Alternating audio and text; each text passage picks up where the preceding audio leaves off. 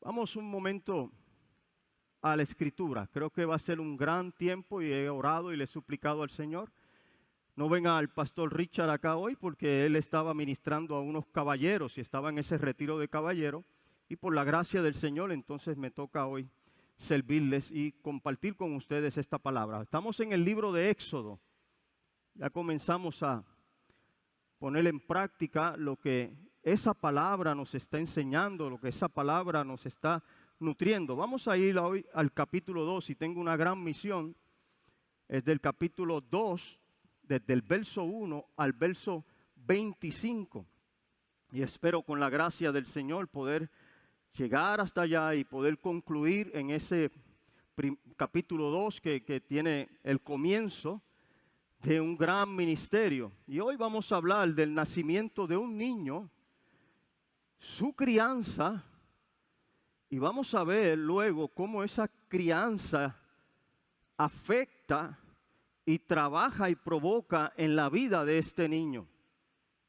Mientras me preparaba y estudiaba sobre este capítulo, llegó a mi mente una anécdota, una vivencia que tuvimos mi esposa y yo en el primer año de casado con un niño.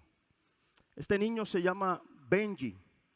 Benji fue un niño que nosotros tuvimos que intervenir con él como a la edad de 9, 10 años, porque Benji había nacido en un hogar de escasos recursos y sus padres sufrían de condiciones mentales. Entonces el departamento de la familia tuvo que removerlo y a Benji lo adopta una familia pudiente, una familia de personas que habían estudiado, eran médicos y tenían recursos, y introducen a Benji en la educación y trataron de educarlo lo mejor posible en esas etapas de la niñez. Y Benji estuvo en buenos colegios, no le faltó nada, tenía de todos los juegos electrónicos que usted se puede imaginar, tenía dos figuras que tenían para darle support y darle apoyo y que él pudiera llegar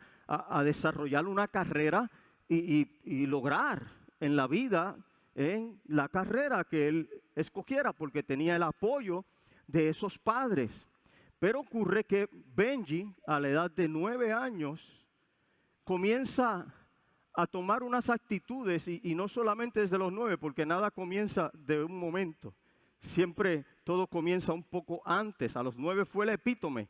Pero ya Benji, desde los 6, 7 años, ya estaba cortando clases, se salía de la escuela.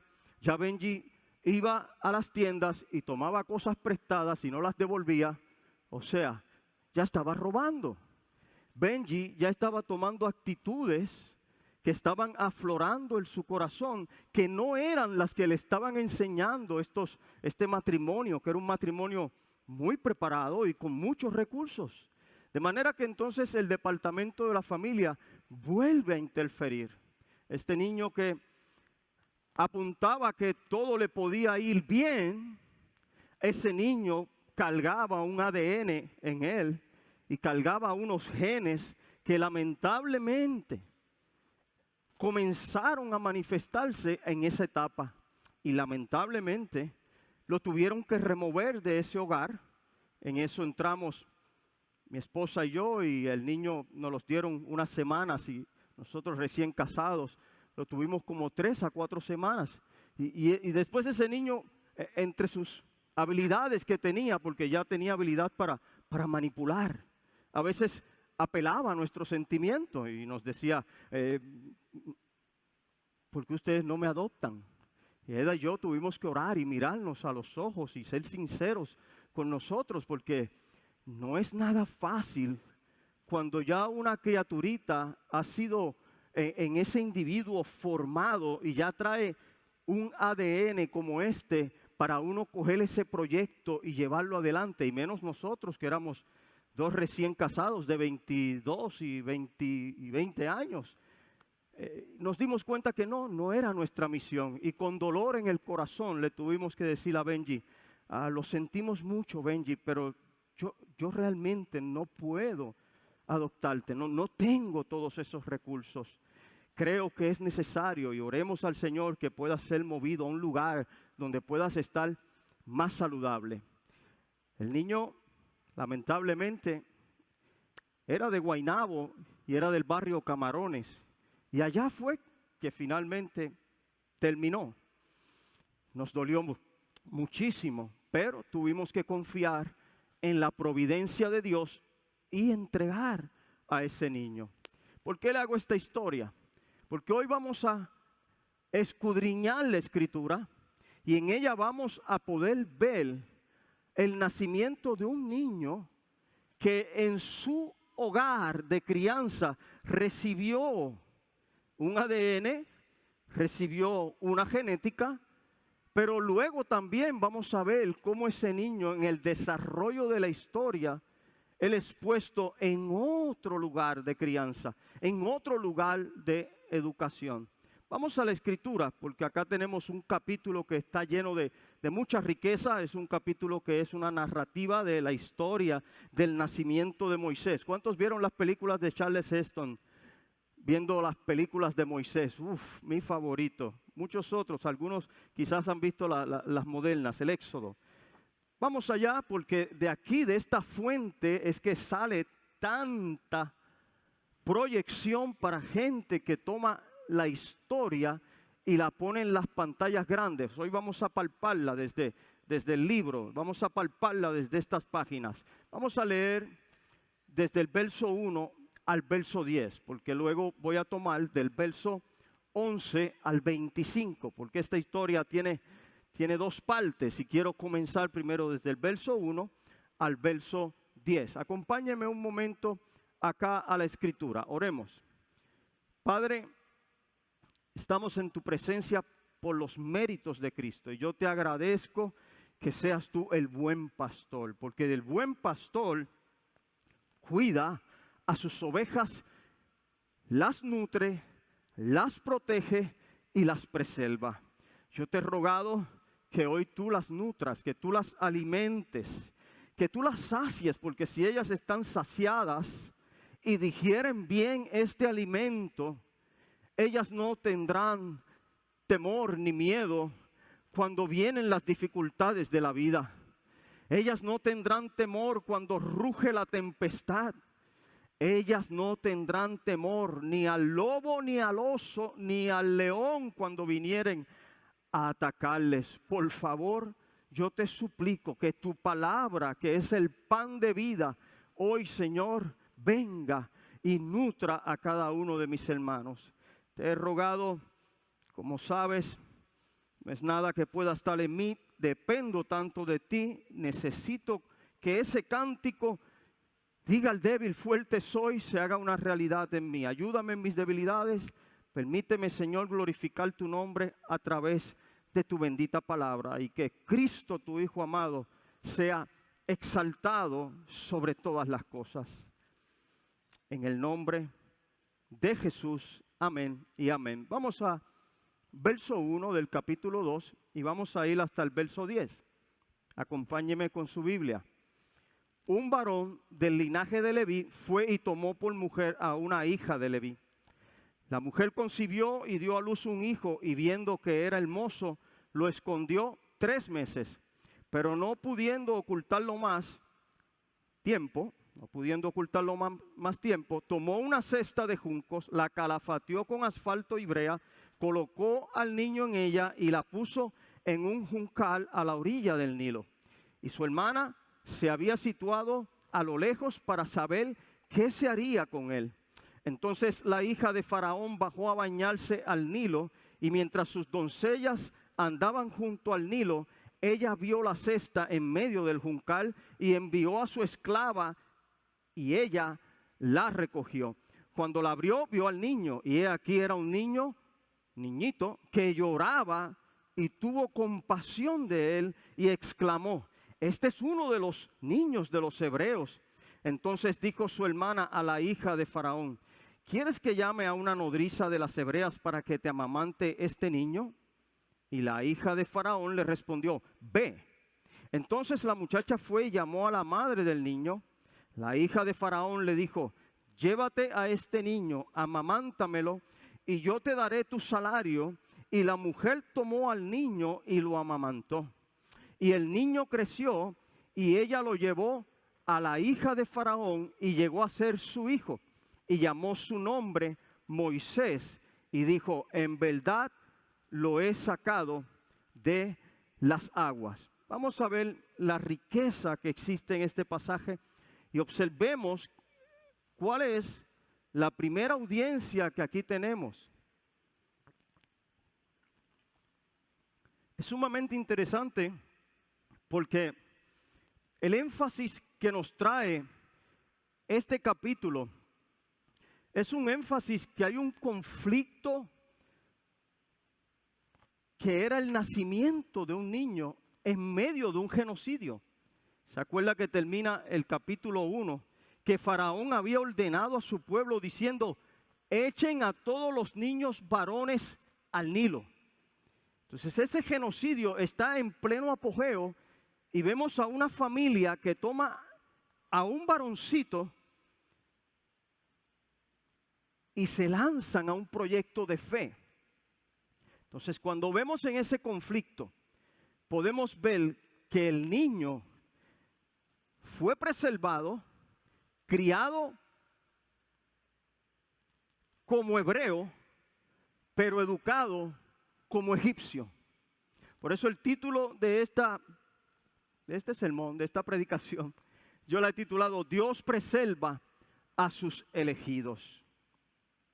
Ahora ocurre en ese conflicto que luego vamos a ver desde el capítulo 11 en adelante lo que pasa cuando este niño ya va creciendo. Se parece mucho a lo que les narraba en esa historia. Ahora mire la primera audiencia. Un hombre y una mujer de la tribu de Leví. En este caso era Jocabed y era Amram. Y estaba Miriam vigilando todo el tiempo. Luego encontramos a la hija de Faraón. Y vemos la intervención de la hija de Faraón. Cuando más adelante escuchemos, cuando el giro de Moisés en su vida se da, van a aparecer otros personajes. Entre ellos está Jetro, acá le conocen como Reuel. Está también Séfora y está el hijo de Moisés. Cuando nos damos a la tarea de ver en el contexto bíblico esos nombres, porque todos los nombres tienen un significado, todos los nombres tienen un significado. Y es de importancia nosotros conocer por qué está puesto ese nombre allí.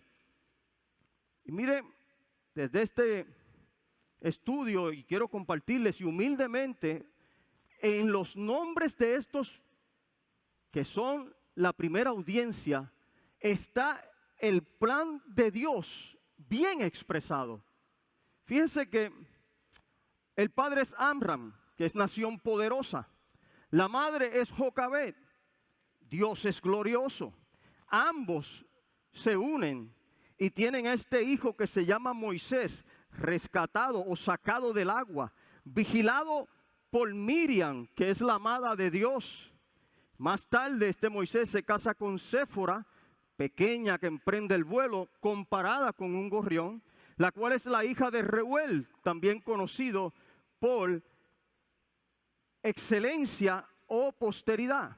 Y da a luz un hijo, el cual se llama Gelson, que significa un peregrino y extranjero allí.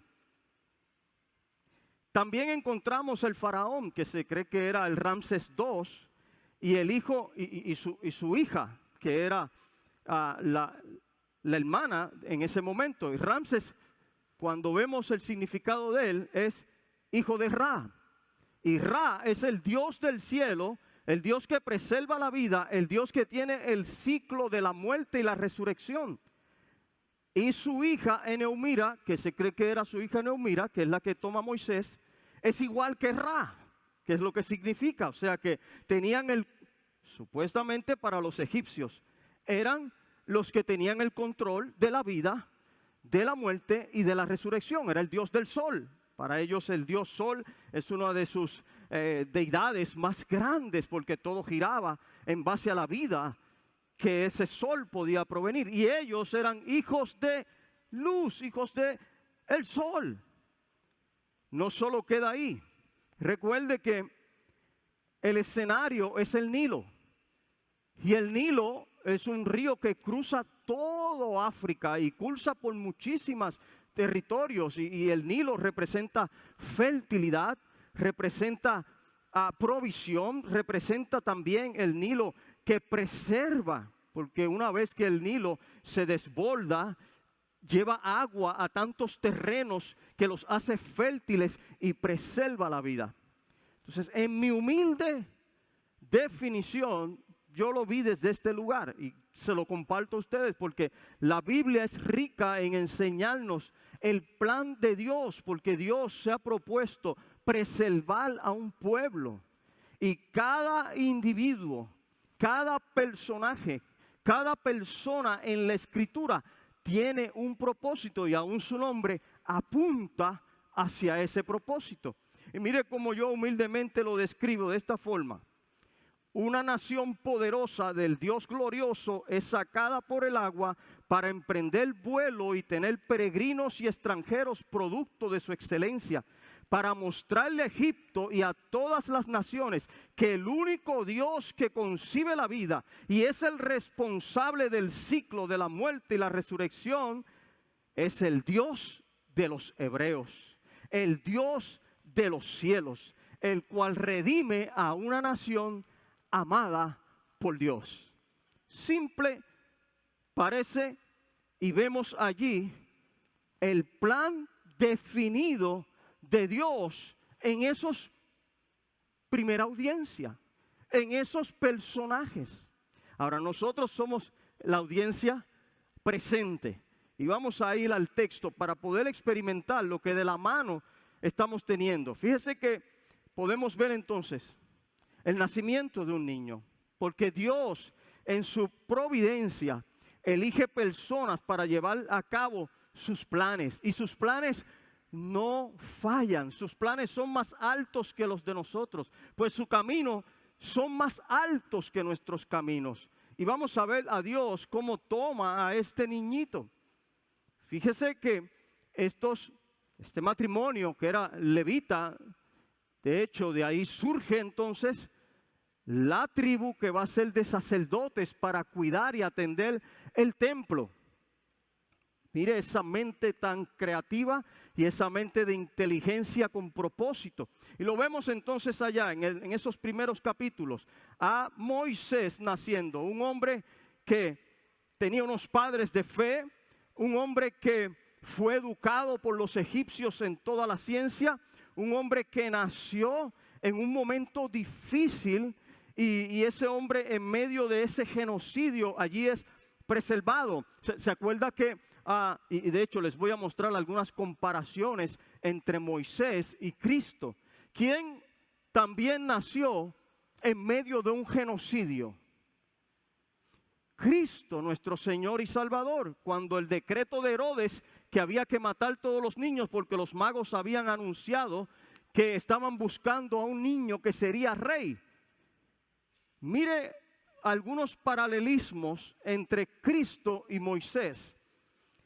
Igualmente vemos entonces a Moisés huyendo de Egipto como un hombre fracasado y se dirige a gente de otras naciones. Cristo vino para también buscar gente de otras naciones. No solamente allí hay otra de las similitudes, sino que Moisés se radicó en Madián y se une a una esposa perteneciente de dicha nación. Allí formó una familia y Jesús, al venir a salvar gente de otras naciones, ha traído familias también de esas naciones que ahora somos la iglesia. Algunas similitudes que tenemos con Cristo. Cuando entramos al texto, como leímos ya desde el verso 1 al 10, lo primero que vamos a ver acá en esos 10 versos es el nacimiento de Moisés.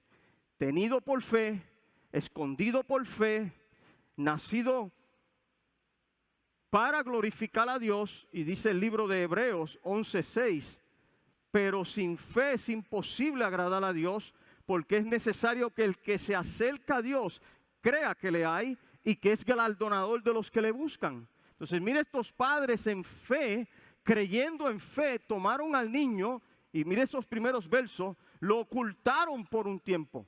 Pero llegó un momento que ya no podían ocultarlo más y tomaron una cesta y la prepararon de junco, la calafatearon. Y mire el acto de fe de tomar a ese hijo y echarlo a las aguas, encomendándolo a la providencia divina, encomendándolo al Dios de los cielos para que Él tuviese cuidado de esta criaturita. Y entonces allí vemos a estos dos hebreos confiados en el Señor. Un matrimonio en obediencia, un matrimonio donde los dos tenían la misma fe. Eso hace un equipo poderoso. Sepa que dos que se unen para honrar a Dios y su fe está puesta en Dios, hacen un equipo poderosísimo.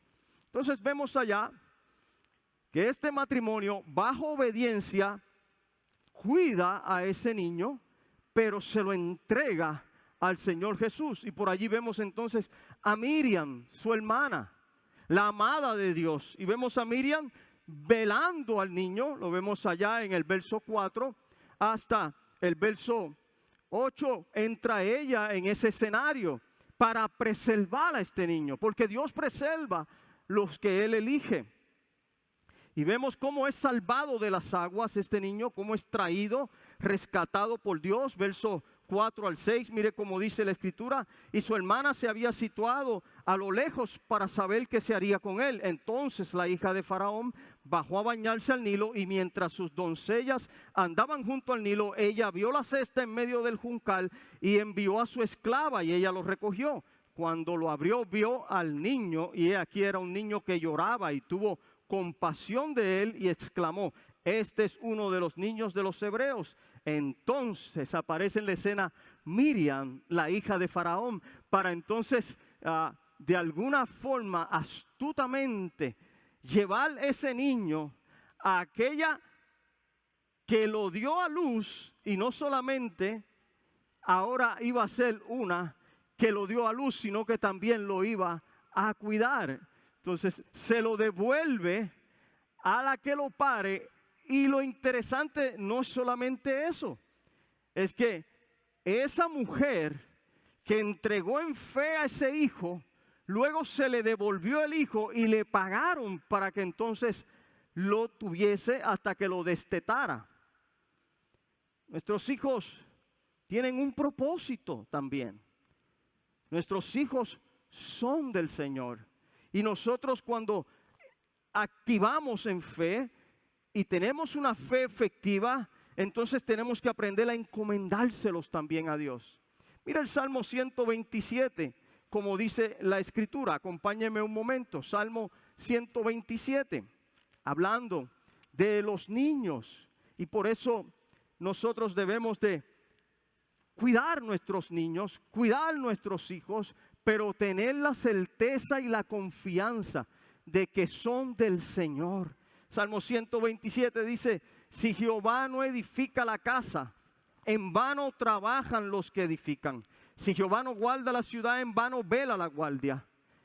En vano es que los levantáis de madrugada, y tarde vayáis a descansar, y que comáis el pan de afanes, pues lo dará a su amado mientras duerme. He aquí, herencia de Jehová son los hijos, y una recompensa del fruto del vientre, como saetas en manos del valiente. Así son los hijos habidos en la juventud. Cuán bienaventurado es el varón que llena su aljaba de ellos. No será avergonzado cuando hable con sus enemigos en la puerta. Dios es el Padre eterno, y todo lo que nosotros somos y todo lo que nosotros tenemos le pertenece a Él, aún nuestros hijos. Y esta convicción era en la que estaba en el corazón de este hombre y esta mujer, de Amram y de Jocabed. Ellos sabían en quién creían y tenían plena seguridad que Dios iba a guardar a ese niño en esa canasta y lo iba a llevar a brazos seguros. Y por si acaso, pues Miriam entonces se fue por la orilla vigilando al niño hasta que llegó a las manos de la hija de Faraón. Y entonces ahí comienza otro tiempo poderosísimo, porque es criado por su madre, destetado, y se cree que se destetan los niños de 3 a 5 años. Y ya cuando a esa etapa de 3 a 5, en el desarrollo donde ese individuo está tomando la formación, ya un niñito de 5 a 8 años ya tiene la formación de individuo, esos valores morales, esas enseñanzas que reciben a los primeros años, eso marca a los niños y ahí lleva ya una cultura, ya ahí lleva también un ADN y eso lo va a perseguir. Entonces vemos acá a Moisés ahora, donde se le da a que su madre lo continúe cuidando, pero llega un tiempo donde el niño crece, verso 11, y ese niño creció y ahora de esclavo va a ser príncipe, porque dice la escritura que la hija de Faraón lo tomó, lo sacó de las aguas y por eso le puso Moisés y lo llevó al palacio. Ahora tenemos a Moisés como un príncipe, rescatado de las aguas, de haber sido perseguido, expuesto a la muerte, ahora es salvo, está en el palacio y está siendo educado con las mejores enseñanzas, con la ciencia, dotándolo de otras capacidades y de otras virtudes que todavía hasta acá él no las tenía. Estuvo 40 años. 40 años. Ahora mire Hebreos, Éxodo 2, 11 y 12, como dice: sucedió en aquellos días que siendo ya mayor, Moisés salió a sus hermanos y observó su servidumbre. Vio también a un egipcio que azotaba a un hebreo de entre sus hermanos. Él miró a uno y a otro lado y viendo que no había nadie, mató al egipcio y lo escondió en la arena. Entonces ahora vemos, después de 40 años, ese ADN, esos genes que llevaba, lo llevan a tomar unas actitudes donde vio la injusticia humana y quiso tomarla en control porque estaban atacando a su pueblo. ¿Y qué ocurrió entonces con Moisés? Toda esa enseñanza que él había aprendido en el palacio, todo ese conocimiento, toda esa sabiduría y ciencia que él tenía. Dice el libro de Hechos, capítulo 22, que fue enseñado Moisés en toda sabiduría de los egipcios y era poderoso en sus palabras y en obras. Y el verso 23 dice: cuando hubo cumplido la edad de 40 años, le vino al corazón el visitar a sus hermanos, los hijos de Israel. Cuando él llega a esa edad, comienza un reloj en su interior a marcar otra hora, y ahí entra otra nueva etapa para Moisés. Con toda la sabiduría que tenía, se olvidó de todo lo que había recibido en el palacio, porque se acordó de dónde él había salido. Y Moisés nunca olvidó sus raíces, nunca olvidó de dónde él había sido procreado. Cuando ve la injusticia entre un hebreo y un egipcio, y el egipcio maltratando, tomó la justicia en sus manos y lo mató. Ahora se convierte Moisés en un asesino. Y si vemos ahora la escritura, desde el verso 11 hasta el verso 23, vamos a ver la nueva vida que Moisés toma. De hecho, llega hasta un nuevo hogar. Y allá es donde pretendo que podamos llegar para hacer el clímax de esta enseñanza que está en la escritura. Entonces, Moisés, con toda esa sabiduría, se convierte en un criminal. Mata a un egipcio, que era una autoridad, que era un hombre que estaba en el servicio público. Pero su sabiduría era una sabiduría terrenal. Él no miró al cielo, él miró a un lado y miró al otro lado.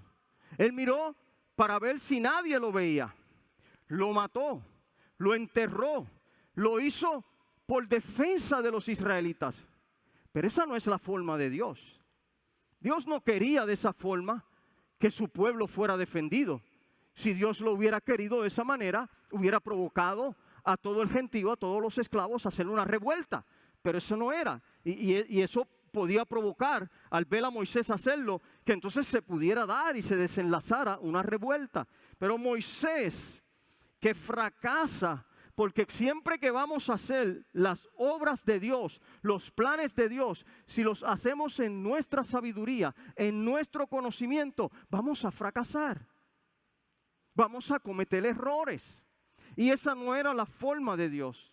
Y luego más adelante vamos a ver cómo Dios tuvo que llevarlo a la universidad de Dios. Lo mata, lo entierra, pero no solo ahí se queda. Dice la Escritura que luego, en el verso 13, al día siguiente, he aquí 2 hebreos estaban riñendo. Ya no es un egipcio y un hebreo. No, ahora son 2 hermanos, 2 hebreos están riñendo. Y dijo al agresor, ¿por qué golpeas a tu prójimo?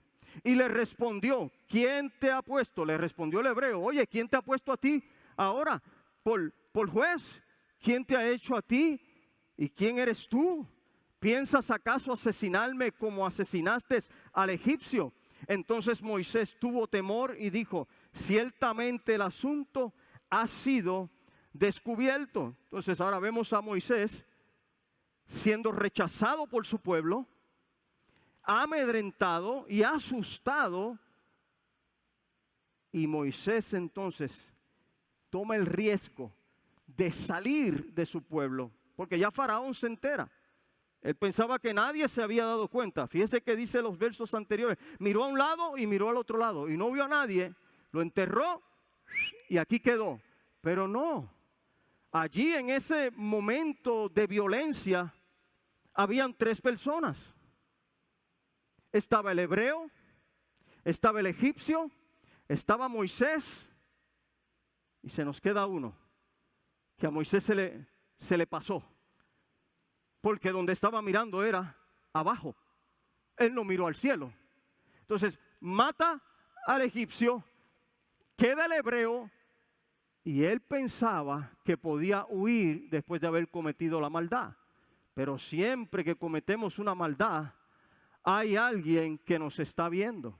Y tarde o temprano, eso nos va a llegar. Primero, Dios lo estaba viendo y Dios es Dios de cerca y también es Dios de lejos.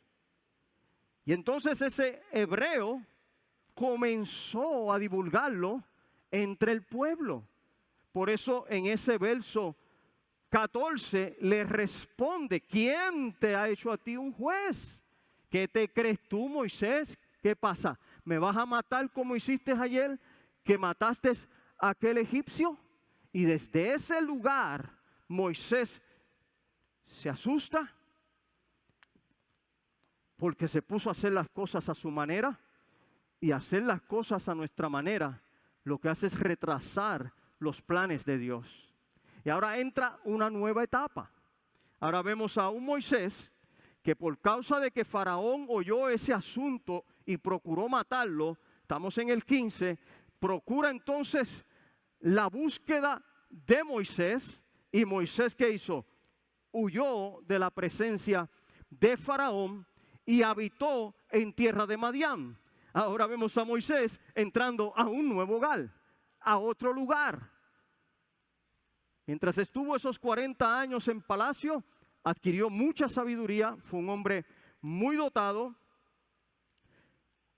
Dice la Escritura, como les leí en Hechos 7:22, era un hombre poderoso en obras y en palabras, pero tuvo que huir porque no usó la sabiduría correcta. Sepa que la sabiduría de este mundo es una sabiduría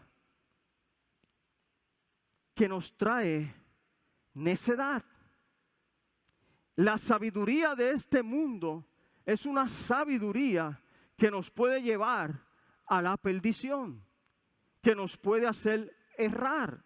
él todavía no había sido educado en el temor de Jehová, que es el principio de la sabiduría. Era fuerte, tenía habilidades, fue bien dotado, pero se le quedó una parte que todavía él no conocía. Él todavía no había conocido al Dios de sus padres. Él todavía no temía a Jehová. Entonces podemos ver acá en la escritura que entonces se muda a este otro lugar y se sienta en un pozo. Y ahí comienza una nueva jornada, saliendo de la realeza al desierto. Pero Dios, que preserva a sus elegidos, siempre que tiene un plan con ellos, Él los va a cuidar, Él los va a proteger. Y allí en Madián ocurre una historia, y ustedes fascinados a veces en la televisión lo vemos, cómo se sienta en el pozo. Y habían unos pastores que estaban brevando a las ovejas, al rebaño, y llegan estas mujeres. Y ellas querían darle agua a sus ovejas, pero los pastores, y en una cultura que era una cultura donde el machismo muy fuerte, y a unas mujeres las despreciaron. Y Moisés interviene, Moisés los enfrenta y le da agua a beber a todas aquellas mujeres. Entonces vemos ahora a este hombre que es el más buscado. Es al cual todo el mundo en Egipto quería encontrar, pero Dios lo muda a otro hogar. ¿Qué fuerza tiene nuestras convicciones, nuestras raíces? ¿Qué fuerza tiene esa genética? Pero gloria a Dios que cuando Él nos lleva a su universidad, allí es para nosotros identificar aquellas áreas que no aprovechan para nada, sino que necesitamos y dependemos de que sea Dios transformando nuestras vidas. Entonces Moisés comprendió que ya todo esto era un asunto público, se va para Madián. Allí en Madián ahora Moisés es recibido, y en ese nuevo hogar, que lo vemos desde el verso 16 hasta el 22, lo que les estoy narrando en esta historia, se encuentra ahora con estas mujeres. Y mire cómo dice la escritura: ellas salen de ese lugar, del pozo, van a su casa, donde a Jetro, o Reuel, como dice la escritura, Reuel, que es el mismo Jetro, ese es el suegro de Moisés. Y él les pregunta: ¿y por qué llegaron tan rápido? Y entonces ellas le dicen: no, es que encontramos a un egipcio, y ese egipcio nos defendió y espantó a unos pastores que nos estaban haciendo daño, y les dio agua a todo el rebaño. Y Jetro, o Reuel, ni corto ni perezoso: ¿y dónde está ese hombre? ¿Dónde está ese varón egipcio? Tráiganlo. ¿Por qué lo abandonaron? Verso 20. Llámenlo para que coma de nuestro pan. Y Moisés aceptó habitar con aquel varón, y dio a Moisés a su hija Séfora. Dice, dio a Moisés, es que a Jetro le pareció bien, y de hecho, fíjese cómo es la cultura. Lo vio robusto, lo vio que era egipcio, y le llamó la atención, y le da entrada, no sabiendo hasta dónde esto iba a tener impacto. Y Jetro era el sacerdote de Madián para aquel tiempo. No era cualquier persona, era un sacerdote de Madián.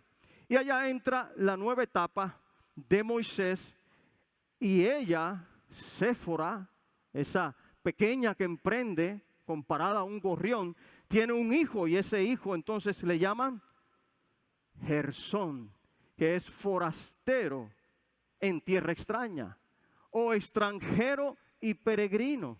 Entonces mire por dónde ya va mostrando con los personajes el plan de Dios para nosotros. Ahora, sin embargo, en aquel tiempo de liderazgo de Moisés, él todavía no había llegado a la comprensión de la magnitud de por qué él había sido preservado. Y como les dije ahorita, él estaba en la sabiduría de este mundo, él estaba en el conocimiento de este mundo, que la Escritura bien claramente lo dice, que es una sabiduría terrenal, que es una sabiduría que nos lleva a la necedad. Y ahorita les voy a leer en 1 Corintios, donde está ese verso. Ahora, nuevo hogar, nueva universidad. ¿Cuán dispuesto está usted y estoy yo para entrar en los tiempos de ser educado y preparado por Dios? A José le tomó 13 años poder llegar a ser gobernante en Egipto. A Moisés le tomó 40 años en Madián, en el desierto. Y ahorita vamos a ver del desierto. A David le tomó 13 años para poder entonces enfrentarse a su llamado y ser el rey de Israel. A Pablo le tomó 3 años estar en Arabia. Dios es un Dios de procesos. Sus planes son más altos que los nuestros. Y Él, que se ha hecho un pacto, ha hecho una promesa con su pueblo, Él va a preservar a su pueblo. Pero mientras el pueblo es extranjero y peregrino, Dios lo va enseñando y lo va capacitando. Él se está haciendo una novia para sí mismo y la está embelleciendo. Y esa es la iglesia. Acá vemos el comienzo, el destello de esos planes que perdurarían hasta llegar nuestro Redentor, el Señor Jesucristo. Entonces este hombre que entra a la universidad de Dios, en sus esfuerzos por prepararse allá en Egipto y colaborar,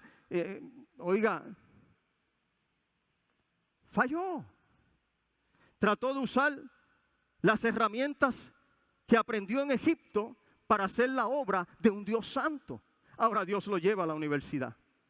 Y era necesario que entonces Moisés fuera vaciado de toda aquella sabiduría que había en Egipto. 1 Corintios 3, versos 18 y 20, claramente nos dice: nadie se engaña a sí mismo. Si alguno entre vosotros se cree el sabio en este siglo, hágase ignorante para que llegue a ser sabio, porque la sabiduría de este mundo es insensatez para con Dios.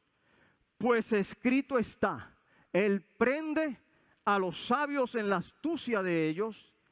Y otra vez, el Señor conoce los pensamientos de los sabios, que son, como dice, vanos, lleno de vanidad, lleno de orgullo, lleno de altivez y de arrogancia, lleno de prepotencia. Él quería hacer la obra del Señor. Amados, desde ese lugar, nuestro Dios no mira lo que ve de frente. Nuestro Dios mira el corazón. Y nuestro Dios, que es providencial, conoce lo más profundo de nosotros. Y Él revela sus planes, pero los va revelando un poquito aquí, un poquito allá, línea sobre línea, precepto sobre precepto, mandamiento sobre mandamiento, y su proceso es progresivo en nuestras vidas. Cuando creemos que nosotros ya la tenemos toda y que con lo que yo he aprendido en la escuela y con lo que yo me he estado edificando, ahí hay un gran problema. Y no es malo estudiar. Ahora, no confíe en la educación. No confíe que eso es lo que lo va a ayudar a hacer los planes de Dios. Quizás le ayude para su carrera y trabajar y glorificar a Dios con su carrera. Pero si Dios tiene un plan sobre su vida, Dios primero le va a enseñar su sabiduría. Le va a enseñar su proceso. Y para eso es necesario entrar al desierto. Algo que a nadie nos gusta, porque a nadie le gusta estar en lugar de sequedad, en lugar donde no hay agua, en lugar donde no hay mucha sombra o casi nada, y a nadie nos gusta estar bajo el fuego de un desierto. Pero es necesario que lleguen esos tiempos y produce en nosotros otra clase de sabiduría. porque nos enseña a escuchar la voz de Dios. Moisés necesitaba escuchar la voz de Dios. Moisés necesitaba sentarse a los pies de Dios para ser vaciado de Egipto y entonces ser lleno de la sabiduría y el poder de Dios. No fueron las enseñanzas de la escuela de Egipto. Eso lo hizo poderoso en palabra. Pero no fue esa enseñanza la que lo llevó luego al cumplimiento, que más adelante en el próximo capítulo vamos a entrar allá.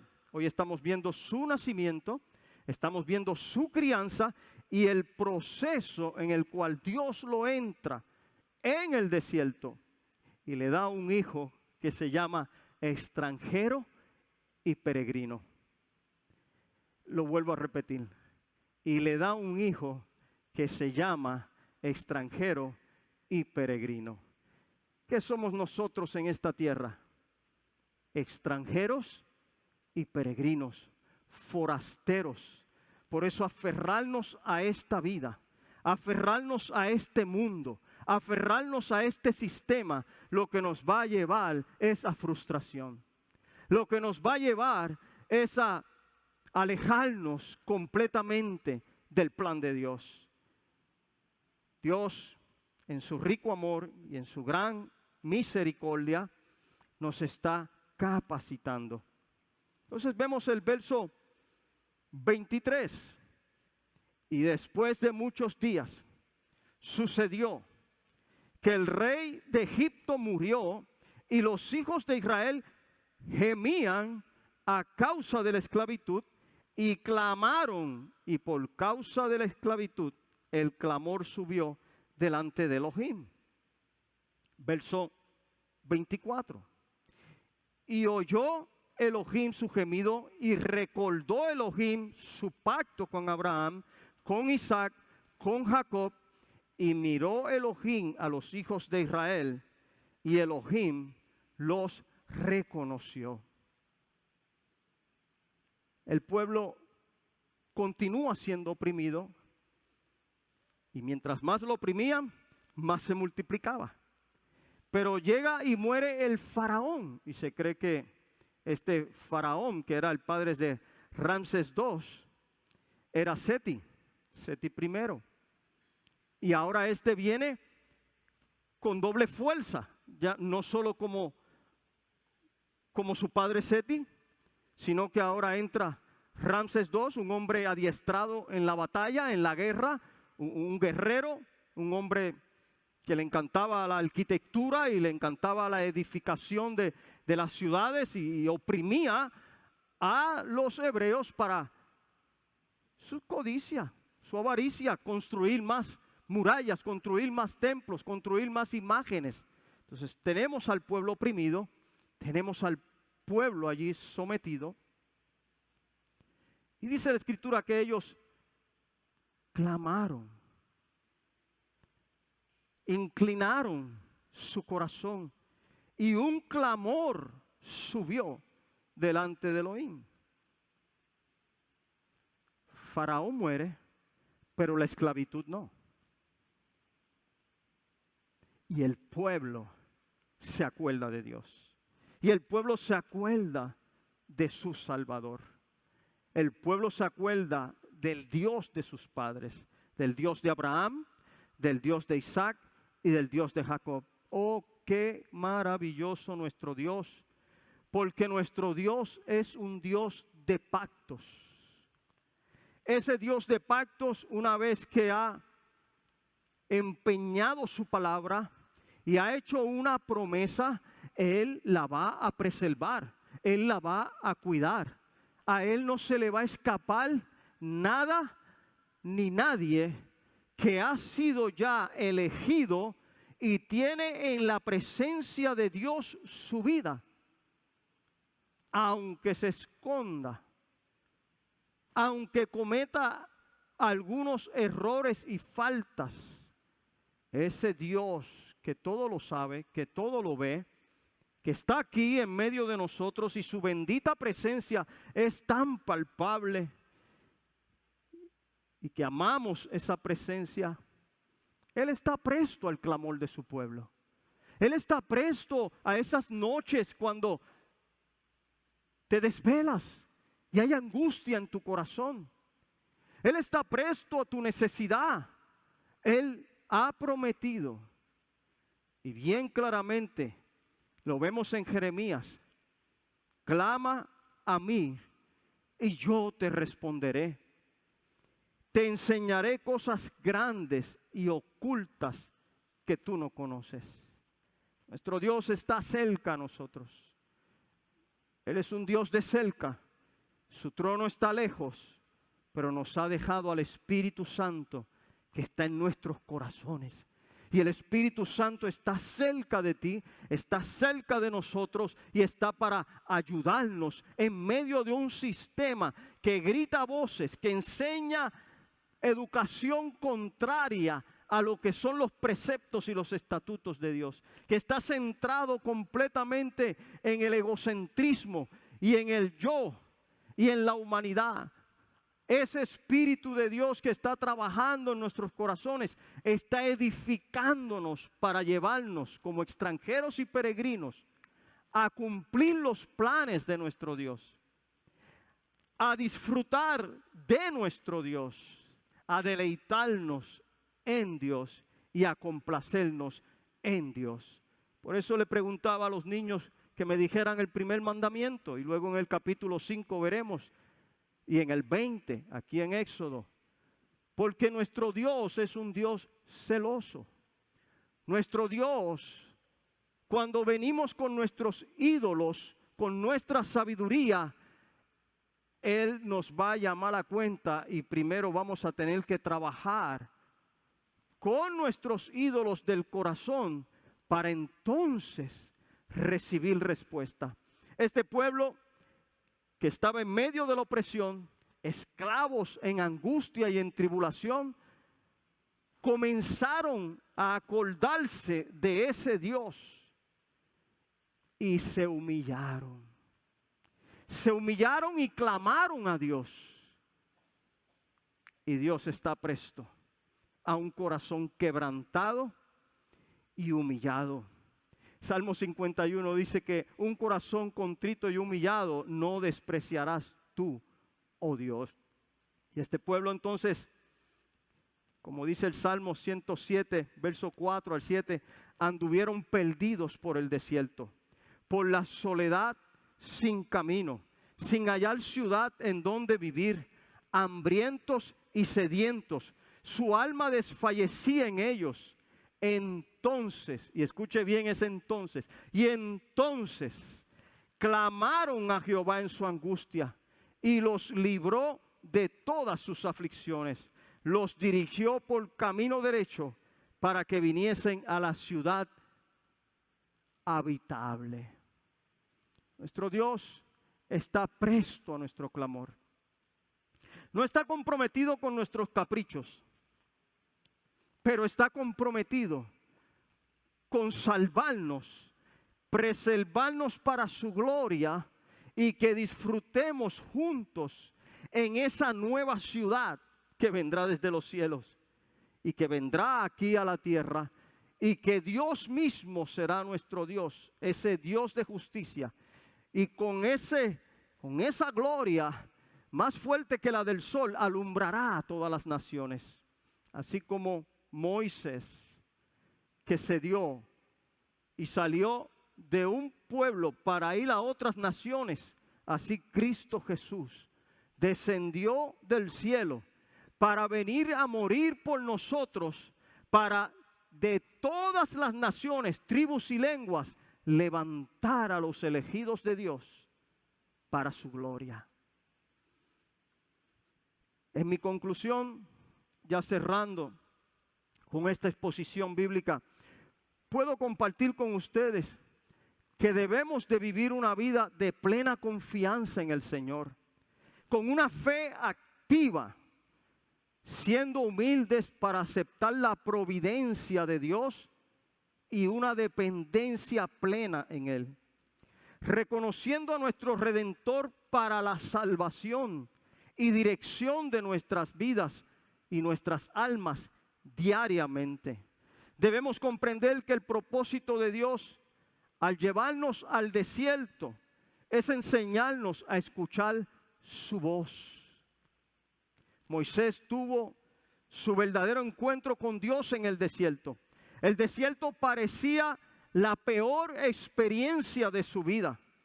Y podrá parecer para ti que te encuentras probablemente en un desierto donde no ves nada, donde el calor de la prueba está fuerte, donde las circunstancias están que te abruman. Pero es ahí en el medio del desierto donde la voz de Dios se levanta en el interior para que nosotros reconozcamos su voz y creamos una dependencia plena de Él. No solo en los tiempos de opresión debemos de clamar a Dios, no solamente en las pruebas y las aflicciones, porque ese fue un mal que el pueblo de Israel cometió. Eran esclavizados, caían bajo el yugo de esa esclavitud y eran oprimidos, clamaban a Jehová, Jehová les perdonaba y volvían después que ya habían sido prosperados y ya estaban súper bien, familias, negocios y de todo, y se alejaban del Señor de nuevo. Gloria a Dios por Jesucristo, que ahora está para preservarnos y ya nada ni nadie nos puede separar de su amor. Pero tenemos que tener cuidado con el sistema en que nos encontramos, porque ese sistema nos va a enseñar cosas, nos va a querer captar la atención, nos va a querer capacitar y preparar, pero es para satisfacer más mi necesidad, yo primero, yo segundo y yo tercero. Moisés tuvo que ir al desierto para ser vaciado, para aprender a escuchar la voz de Dios. Por eso debemos de clamar al Señor en todo tiempo. Así es como le dice en Tesalonicenses Pablo: orad en todo tiempo, en todo momento, porque ese Dios, que es nuestro Dios, está cerca de ti. Que el Señor te bendiga y que el Señor te guarde. Que Dios añada esta palabra y que esta palabra dé fruto en tu corazón. Que con este alimento tú puedas salir esta semana y no temer al león y no temer al lobo cuando ruge. Que con este alimento, que Dios permita que usted lo digiera. Así es que voy a pedir unos minutos para que medite en este pan que viene del cielo. Medite ahí en lo profundo de su corazón. Dios ve tus intenciones.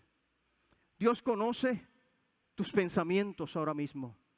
Dios sabe si estabas aquí o eras de la iglesia ausente, o eras de los presentes.